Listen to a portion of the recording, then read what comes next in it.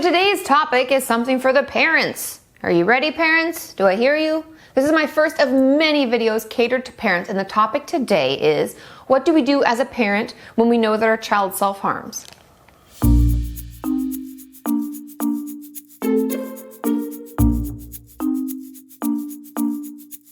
So like I said, today I'm going to talk about what to do as a parent when you know that your child is self-harming. And I'm going to give you 5 easy, quick tips on how to best handle this. Now, sometimes we find out about self-harming by accident. Maybe we find something, or we catch them doing it, or we see open cuts and we ask about it.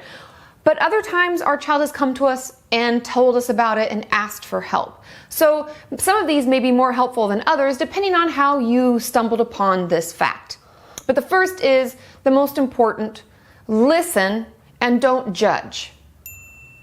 I know that can be really difficult. It's hard to even understand why this is happening.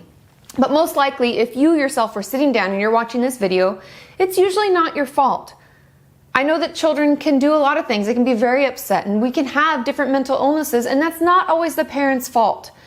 Because you're actually watching this means that you really want to help. And it's important that your child feels that you're hearing them, you're taking time to listen to them, and you're not jumping to conclusions. Let them tell you why they do it. Let them tell you what they need from you. Let them speak. Take your time, listen, and do your best not to judge a situation before you have all the information.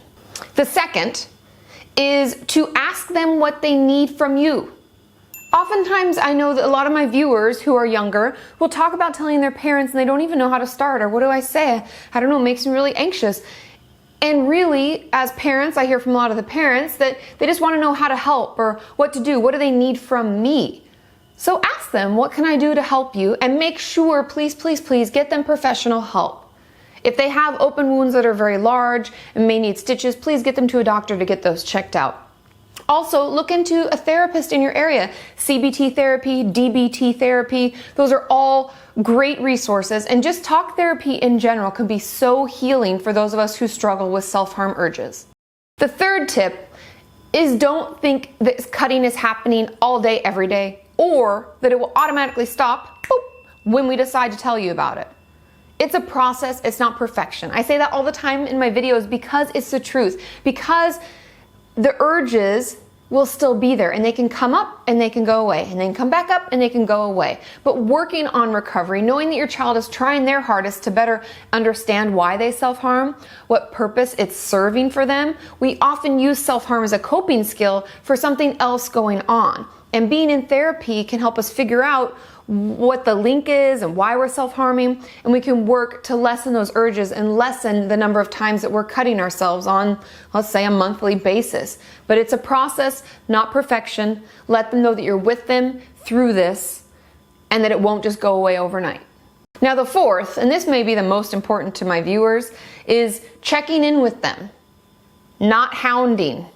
I know it's hard when you worry that your child is suffering and you think that maybe you had something to do with it, or maybe you didn't, you just don't understand, and you just worry all the time. Because I know, I heard from many parents during my New York visit, and especially in my trip to Elgin, Scotland, that it's hard as a parent to even recognize that your child has something that they're struggling with, that has a mental illness, or does self-harm, has an eating disorder, whatever, however you want to call it. It's hard to just admit that, because you want their life to be easier than you ever had it. You want to make their path clear and so much better than whatever else you may have come from. And so we tend to hound because we care.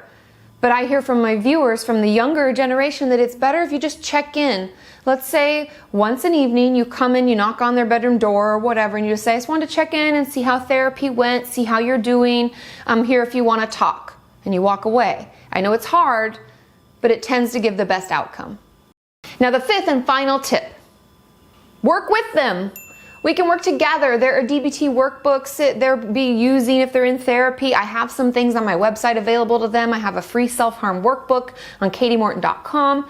Work with them, learn with them. There are techniques that they'll learn, like distraction techniques and mindfulness. Practice it as a family.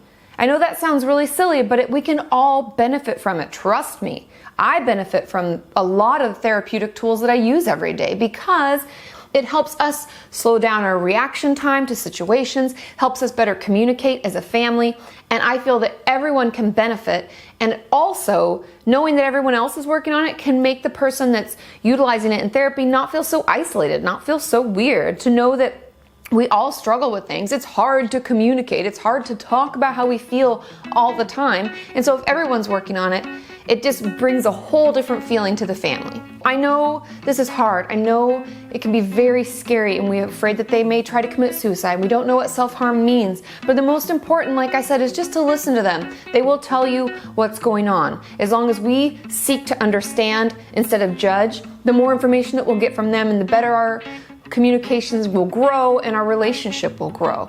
So use these tools. Let me know what you think. Leave comments below. Give it a thumbs up if you like more videos about parents and what parents can do. And if you yourself are struggling to talk to your parent about it, maybe share this video. Maybe sit down and watch it together.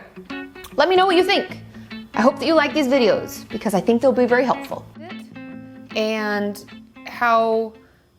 why we use it as a way to cope, and how it kind of relates in the same way eating disorders do as a form of self-harm. But today I kind of want to dive a little bit deeper, and I want to